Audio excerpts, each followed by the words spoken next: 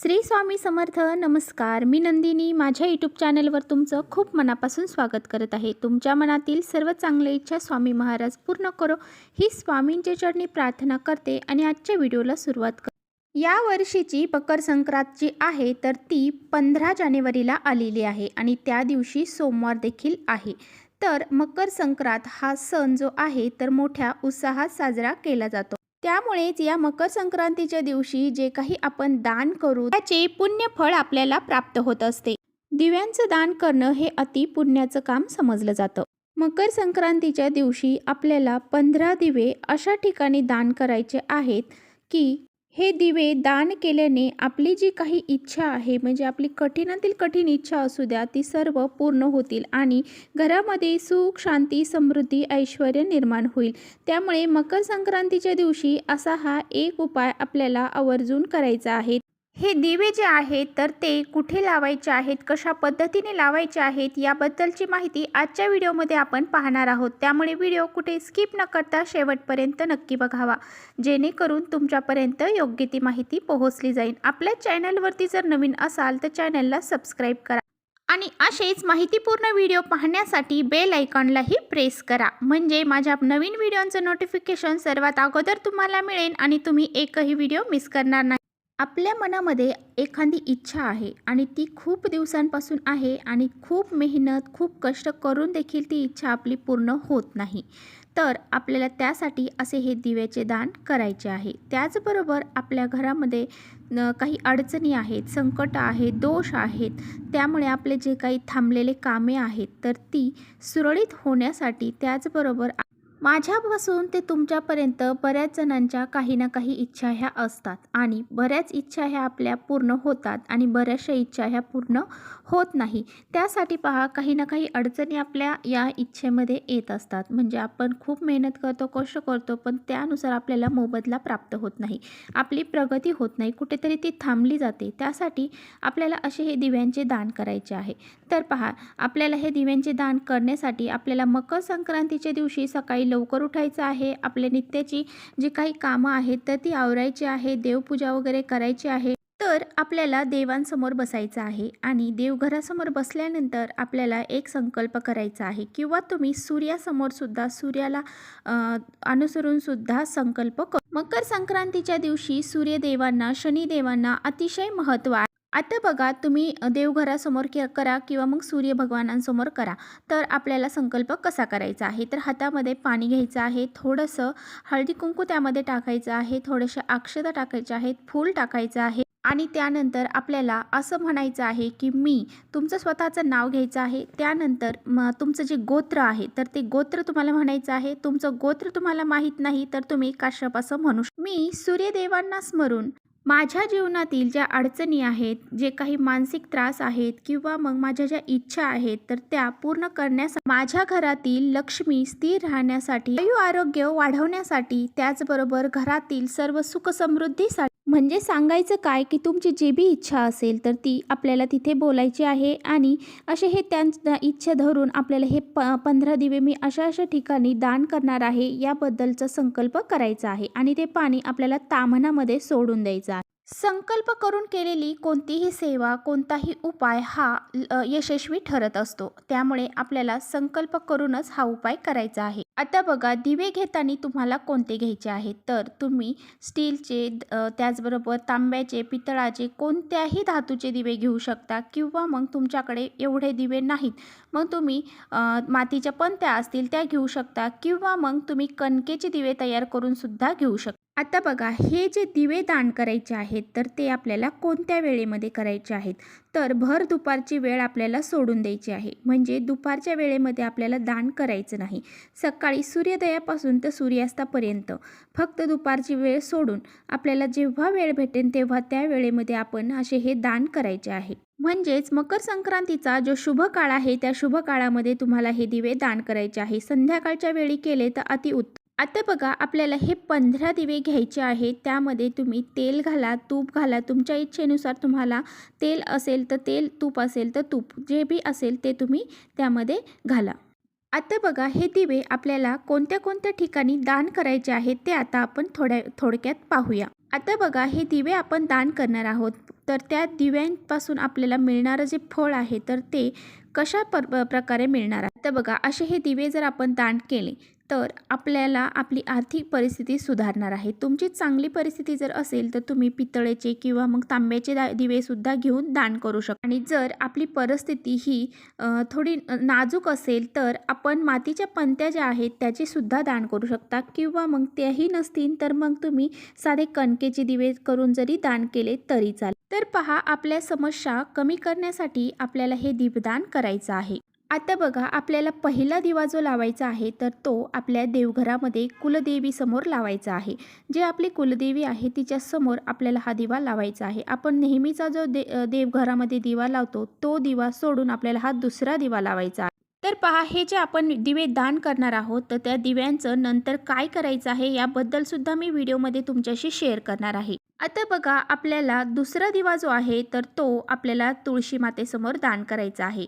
तर संध्याकाळची 4 ते 5 यानंतरची जी वेळ आहे त्यानंतर जरी तुम्ही तो दिवा दान केला तरी चालेल. तुळशी मातेला किती महत्त्व आहे हे आपल्याला चांगलंच माहीत आहे. ज्या घरामध्ये तुळस असते त्या घरामध्ये सुख समृद्धी निर्माण होत असते. त्या घरामध्ये कधीच कोणत्या गोष्टीची कमतरता राहत नाही. तुळशी मातेसमोर दिवा दान करताना आपण 6 वाजेपर्यंत लई तो दिवा तिथे दान करायचा. तर पहा, आपण तुळशीपाशी जो दिवा दान करणार आहोत तर त्याखाली आपल्याला थोडेसे तांदूळाचं आसन द्यायचं आहे. तसाच दिवा आपल्याला दान करायचा नाही. देवघरामध्ये सुद्धा जो दिवा लावणार आहोत तर त्याखाली सुद्धा आपल्याला फुलांच्या पाकळ्या किंवा मग तांदळाचं आसन द्यायचं आहे, किंवा मग प्लेट. तर पहा, तिसरा दिवा जो आहे तर तो आपल्याला आपल्या मुख्य दरवाजामध्ये लावायचा आहे. तर जेव्हा आपण आर्थिक समस्येसाठी हा दिवा लावणार असाल तर आपल्याला त्याचं तोंड जे आहे तर ते उत्तरेकडे करायचं आहे. जर तुमची आर्थिक समस्या चांगली, म्हणजे आर्थिक समस्या तुम्हाला नसेल, चांगली असेल, दुसऱ्या इच्छेसाठी तुम्ही करत असाल तर मग पूर्व पश्चिम जरी तुम्ही ह्या दिव्याची वात केली तरी चालेल. कारण पहा, फक्त दक्षिणेकडे आपण दिव्याची वात करायची नाही. आणि पहा, जो आपला चौथा दिवा आहे तर तो आपल्याला आपल्या पितरांच्या नावाने दान करायचा आहे. आणि तो कुठे लावायचा आहे ते पाहू. हा दिवा जो आहे तर तो आपण पितरांसाठी लावणार आहोत. तर आपण जे मृत व्यक्ती आहे त्यांच्यासाठी जो दिवा लावतो त्याचं तोंड जे आहे तर ते दक्षिणेकडे करत असतो. त्यामुळे या दिव्याचं तोंड आपल्याला दक्षिणेकडे करायचं आहे. आणि हा दिवा तुम्ही रात्री लावायचा आहे. रात्री झोपायच्या अगोदर जरी लावला तरी चालेल. आणि हा जो दिवा आहे तर तो आपल्या किचनमध्ये किंवा मग घराच्या बाहेर जिथे पाणी साठवून करतो आपण त्या ठिकाणी आपल्याला हा दिवा प्रज्वलित करायचा आहे. तर तुमच्या जर स्वयंपाकघरामध्ये जे काही माठ वगैरे पाणी भरून ठेवता त्या ठिकाणी जरी तुम्ही हा दिवा दान केला तरी चालेल, किंवा मग घराच्या बाहेर जिथे तुम्ही पाणी साठवून ठेवता तिथे तुम्ही ह्या दक्षिणेकडे तोंड करून हा दिवा प्रज्वलित करायचा आहे. आणि पहा, आता बघा, हा 5वा दिवा जो आहे तर तो आपल्याला नदीमध्ये दान करायचा आहे. तर आपल्या आसपास कुठे नदी असेल तर तिथे त्या नदीवरती जाऊन आपल्याला हा एक दिवा दान करायचा आहे. जर तुम्हाला दिवा नदीमध्ये जाऊन, जलाशयामध्ये जाऊन जर दान करणं शक्य नाही तर तुम्ही घरीच आपली एखादी बादली आहे तर त्या बादलीमध्ये थोडंसं पाणी भरा आणि त्यामध्ये हा दिवा ठेवा, किंवा मग एखाद्या परातीमध्ये जरी थोडंसं पाणी टाकून त्यामध्ये जरी हा दिवा दान केला तरी चालेल. या दिव्याचं तोंड जे आहे तर ते आपल्याला उत्तरेकडे करायचं आहे. तर पहा, आता आपल्याला 6वा जो दिवा आहे तर तो आपल्याला शमीच्या झाडाखाली लावायचा आहे. शमीच्या झाडाखाली हा दिवा जर आपण तर पहा, प्रभू श्रीरामांचे आशीर्वाद देखील आपल्याला लाभतील. कारण प्रभू श्रीरामांनी देखील शमीच्या झाडाखाली दिवे लावले होते आणि आपल्याला त्यामुळेच शमीच्या झाडाखाली असा हा एक दिवा दान करायचा. 7वा दिवा जो आहे तर तो आपल्याला भगवान विष्णूंच्या स्थान आवळ्याचे झाड, तर आवळ्याच्या झाडाखाली आपल्याला हा दिवा लावायचा. यामुळे आपल्याकडे कधीही धनांची कमी होत नाही. त्यामुळे हा दिवा जो आहे तर तो आपल्याला आवळ्याच्या झाडाखाली लावायचा आहे. त्याचबरोबर बेलाच्या झाडाखाली सुद्धा आपल्याला एक दिवा प्रज्वलित करायचा. तर पहा, बेलाच्या झाडाखाली हा दिवा दान केल्यामुळे आपल्याला शिवशंकरांचे, पार्वतीचे आशीर्वाद लाभणार आहेत. त्यामुळे आपल्याला असा हा एक दिवा बेलाच्या झाडाखाली दान करायचा आहे.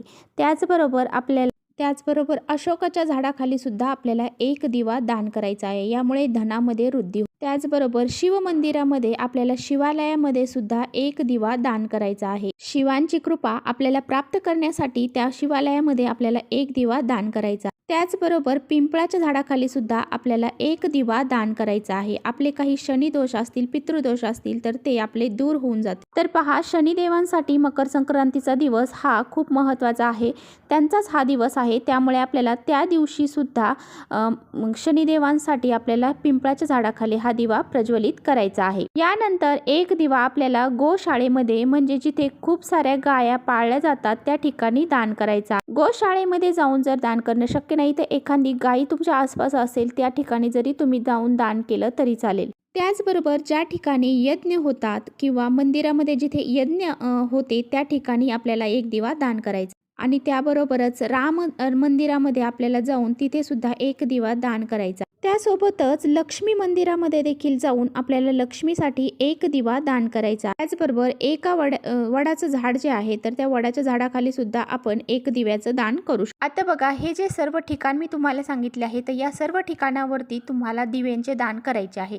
जर तुम्हाला यापैकी एखाद्या ठिकाणी दिव्याचं दान करणं शक्य झालं नाही तर आपल्याला काय करायचं आहे. आता बघा, जर तुम्हाला शमीचं झाड मिळालं नाही किंवा मग कोणतं एखादं दुसरं झाड असेल, म्हणजे तुम्हाला आवळ्याचं झाड जर सापडलं नाही किंवा मग कोणत्या देवाचं मंदिर तुमच्या आसपास नाही तर मग आपल्याला काय करायचं आहे, तर एका पिंपळाच्या झाडाखाली आपल्याला एक दिवा आपण लावलेला आहे त्या ठिकाणी जाऊन दुसरा दिवा देखील लावायचा आहे. किंवा मग आपल्या घराच्या आसपास एखादं फुलाचं झाड आहे त्या ठिकाणी जरी तुम्ही एखादा दिवा प्रज्वलित केला तरी चालेल. आता बघा, सर्वात महत्त्वाचं तर हे दिवे जेव्हा आपण दान केलेले आहे तर ह्या सर्व दिव्यांचं आपल्याला काय करायचं. आता बघा, जे दिवे तुम्ही झाडाखाली दान केलेले आहेत तर ते झाडाखाली तसेच राहू द्या. आणि जे मंदिरामध्ये दान केलेले आहेत तर ते मंदिराचे पुजारी वगैरे आहेत तर ते ठेवून देतील किंवा मग तिथले कुणी असतील तर ते सुद्धा त्याचा उपयोग करून घेतील. तर पहा, आपले घरी जे दिवे दान केले, घराच्या आसपास जे दिवे दान केलेले आहेत, तुळशीपाशी असेल, मुख्य दरवाजात असेल, देवघरात असेल तर हे दिवे तुम्ही परत स्वच्छ करून परत यूज करू शकता. आणि पहा, जर तुम्ही कणकेचे दिवे जर यूज केलेले असतील तर त्या कणकेच्या दिव्यांचा पूर्ण दिवे आपल्याला एकखट्टा करायचे आहे, त्याचा गोळा तयार करायचा आहे आणि ते आपल्याला पाण्यामध्ये जाऊन टाकायचं आहे, म्हणजे तिथे जे मासे असतील तर ते खाऊन घेतील. आता बघा, 15 तारखेला संक्रांत आहे, 16 तारखेला किंक्रात आहे आणि हे जे दिवे आहेत तर ते आपल्याला 17 तारखेला विसर्जित करायचे. कारण संक्रांतीच्या दुसऱ्या दिवशी किंक्रात असते. ह्या किंक्रांतीच्या दिवशी आपल्याला दिवे विसर्जित करायचे नाही. तर चला, इथेच थांबवते माझा व्हिडिओ आवडला असेल तर नक्की लाईक करा. चॅनलवर नवीन असाल तर चॅनलला सबस्क्राईब करा आणि आपल्या मित्रमैत्रिणींसोबत जर शेअर करू शकत असाल तर नक्की शेअर करा. तर चला, इथेच थांबवते माझा व्हिडिओ.